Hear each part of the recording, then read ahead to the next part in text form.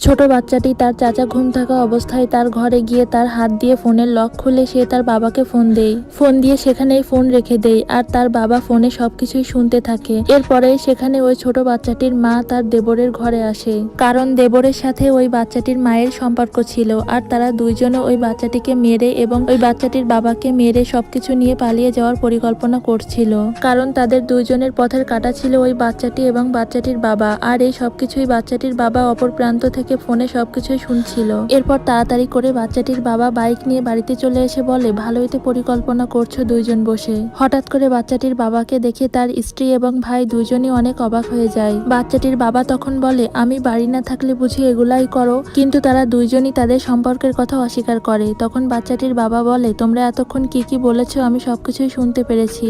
এরপর উপায় না পেয়ে বাচ্চাটির মা হাত জোর করে ক্ষমা চায়, কিন্তু বাচ্চাটির বাবা তাকে ক্ষমা না করে বাড়ি থেকে দুইজনকেই বের করে দেয়।